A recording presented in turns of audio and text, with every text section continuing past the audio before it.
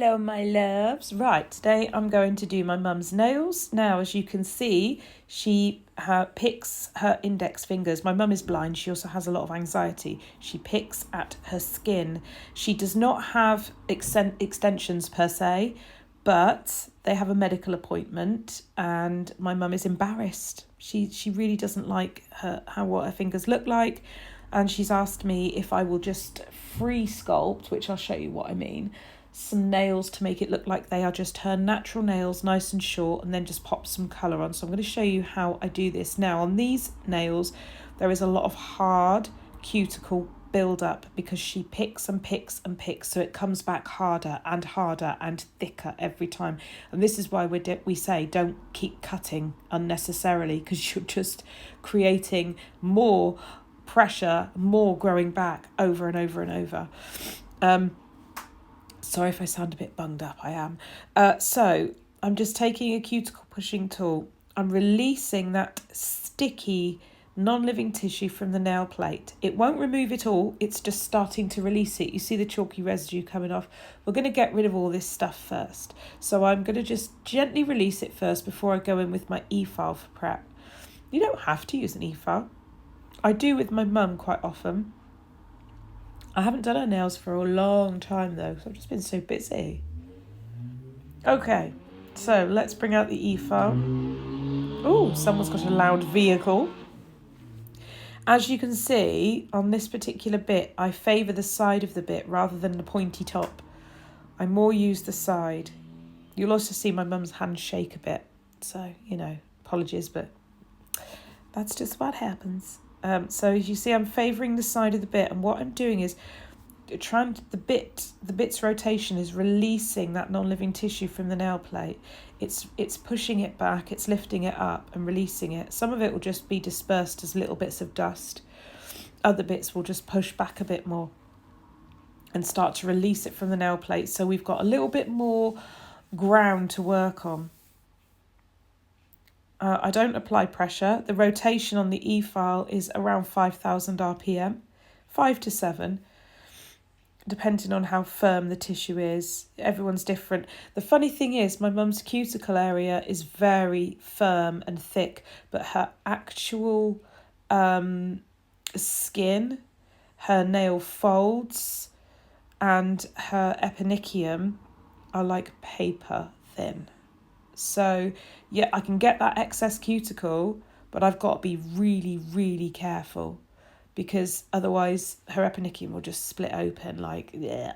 So there's this balance with my mum.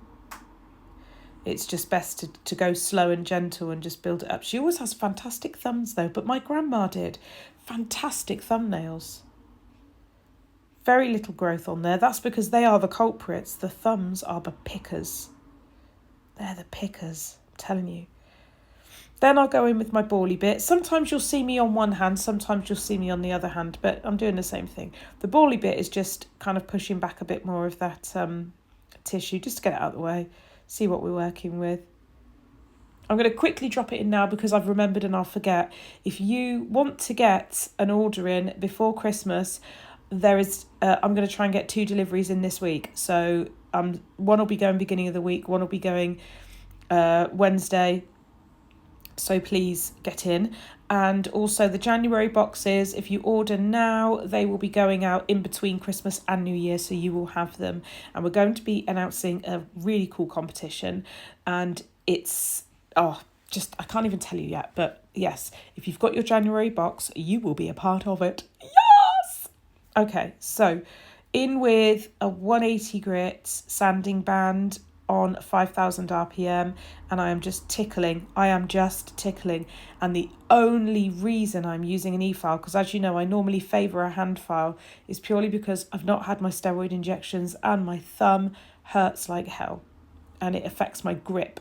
So yes, I'm using an e-file on a really low rotation and I'm tickling, as you can see. Tickle, tickle, tickle. Just getting rid of the shine from the nail surface. I don't want to be gouging. You don't need to have these deep lines gouged into somebody's nail. It's unnecessary. It's not good for the health of the nail. You just tickle, tickle. We're just buffing it. That's all you need to do. Tickle, tickle. In fact, you can see the rotation's so low that it stops quite often when it's against the nail. It's like, oh, can't do anything here. Better to be safe than sorry, though. So once that's done, I'm just going to take my 180 grit file and just tidy up the free edge a little bit, just even it out so I know what I'm dealing with. They're not too bad. My mum doesn't have long nails because where obviously she can't see, she's very much using her fingertips to feel, to pick up things and check what they are and stuff like that. So she can't really have long nails.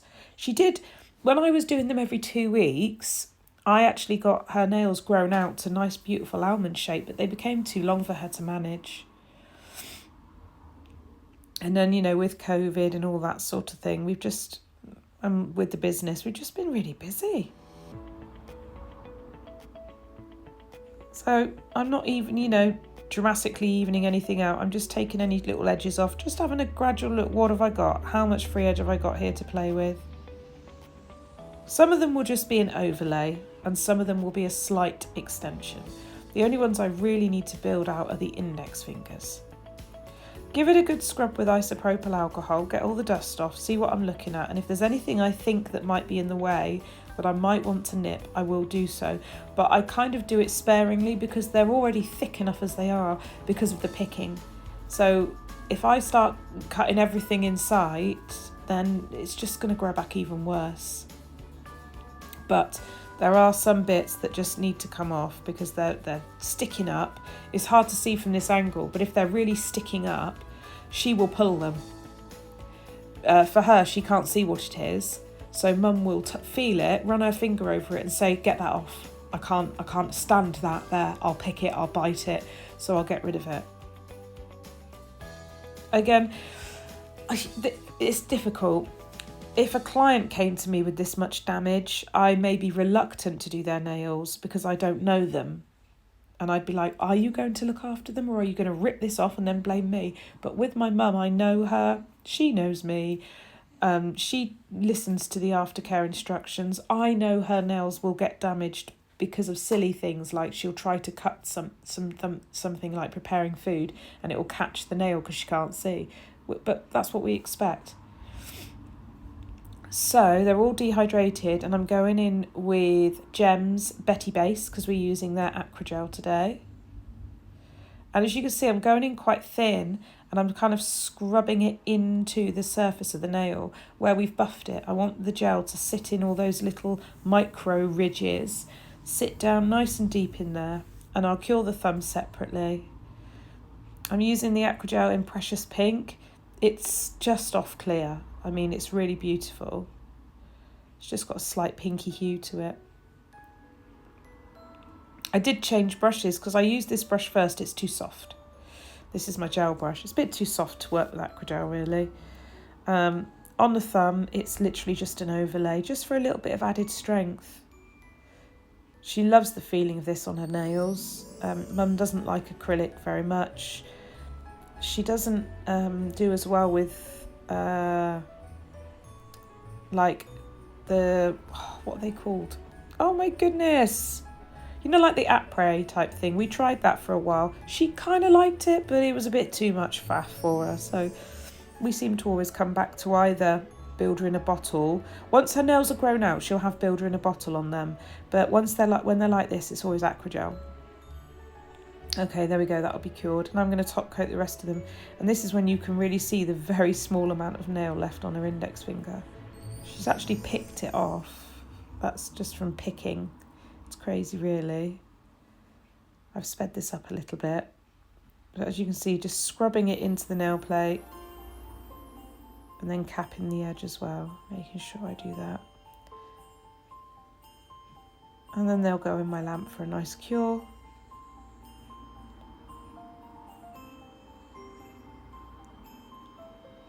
Right, in with the Acrogel. This looks like too much because obviously I need to extend the nail plate, so I've switched to my polygel brush now, which would have made more sense.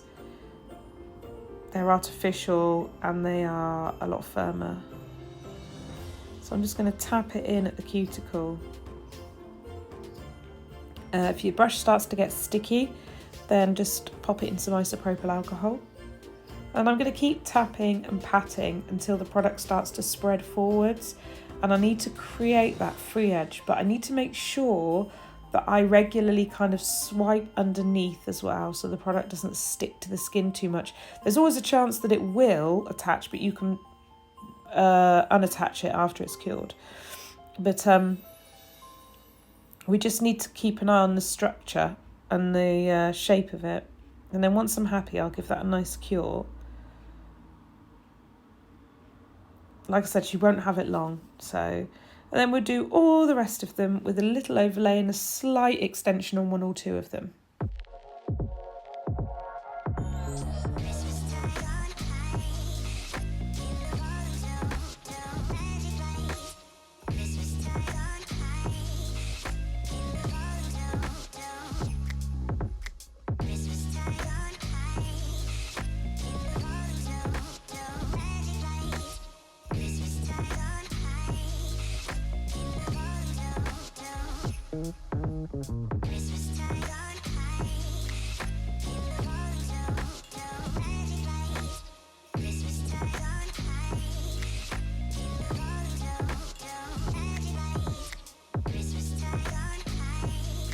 Once they're all done and cured, I'll remove the inhibition layer and we'll just file those free edges.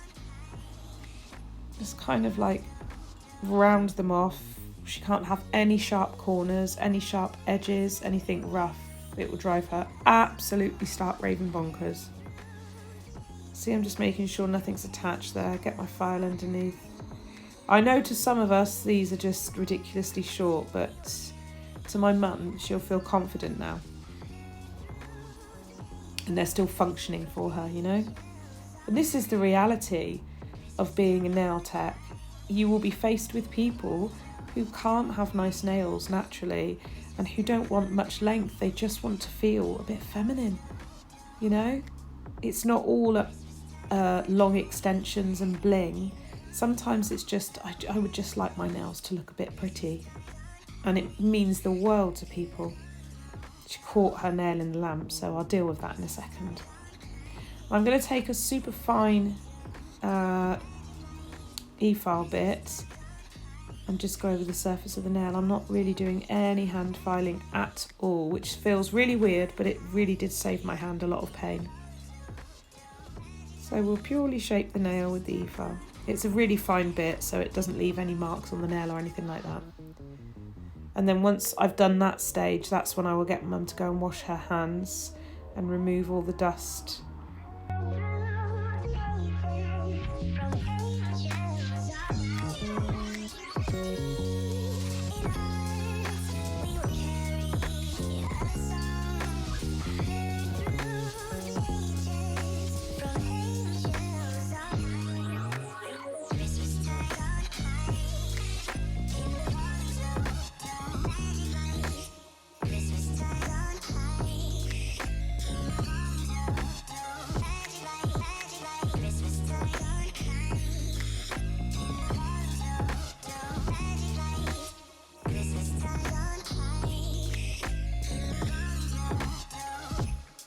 So she said she wanted a Christmassy cranberry type colour, and I've found Ruby Slippers from Madame Glam. It's, you know, a deep Christmassy colour. It's got a sparkle to it. I like it. And I'm going to use the detailer brush as well to go around the cuticle and the side walls. I'll do 2 layers of colour. And the trick is, try not to, it's hard because Mum fiddles and fidgets and shakes. Try not to go too close to the cuticle or down into those lateral folds. Leave a little gap and then do that with your detailer brush. It's hard on short nails and it's hard if a client's fidgety, but just keep your patience, it'll be all good. So I use my detailer brush to really tuck it in and do those fine edges. And then once I'm happy, they'll go in the lamp for a cure.